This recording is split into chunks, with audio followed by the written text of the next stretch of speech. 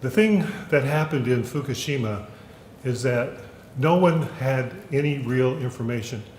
TEPCO was lying, the government was lying.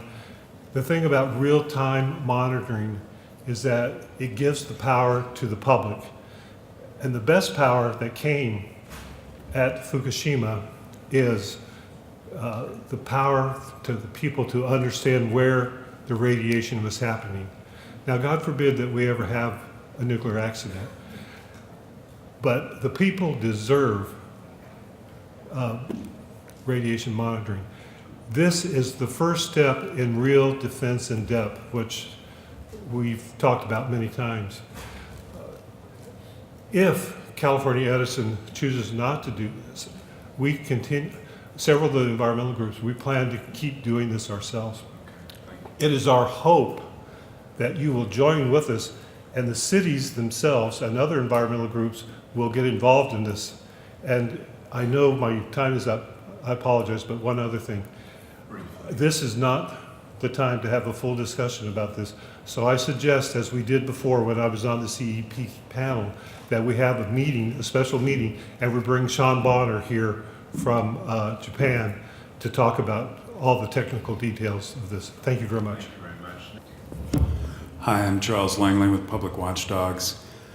And I'd just like to note that once again, County Supervisor Bill Horn is absent from this process, and it'd be nice if our representatives from San Diego from San Diego County would be here and attend. I'd like to talk a little bit about the budget for decommissioning, which my understanding is that there's $4.2 billion that's been paid over the years in budget to basically decommission San Onofre. And I think one of the most valuable things we could do with a tiny fraction, a minimal amount, would be to accept Gene Stone's offer of independent monitoring of the spent fuel storage installation. It'd be great if we saw independent Geiger counters automatically located on the nuclear waste dump at San Onofre, one on every corner. There have been situations in the past where there have been leaks of radiation from San Onofre, and Edison did not publicly acknowledge that there was a leak until long after it happened. And I think it would give the public a great sense of trust and security and bolster our confidence in the safety of this process if we had real-time live radiation monitoring. It's worked around Fukushima. It's been a blessing to the people of Japan. I think it would be a real blessing and a really great demonstration of Southern California Edison's faith in the safety of their system to deploy live radiation monitoring.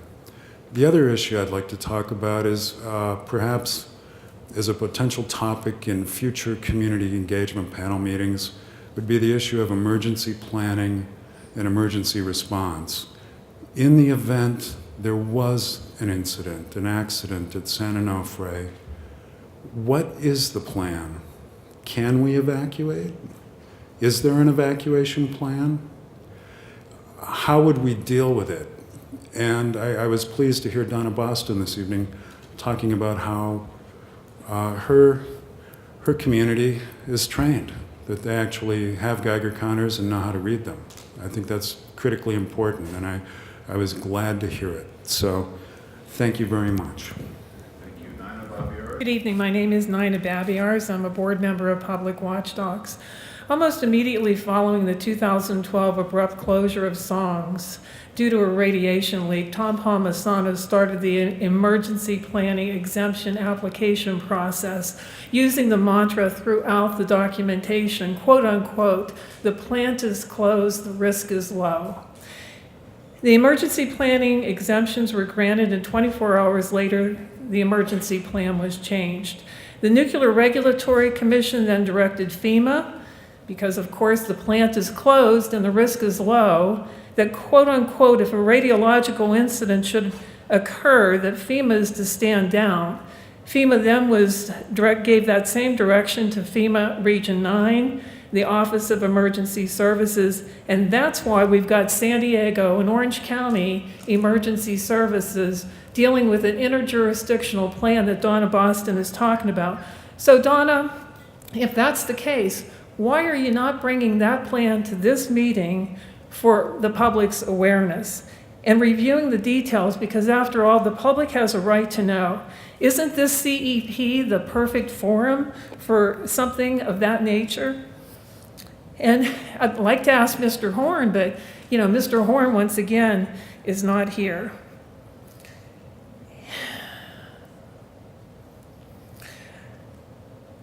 I'm not even going to bother to talk about Tom Palmisano accelerating the license amendment to bury the waste from 2018 second quarter to fourth quarter 17.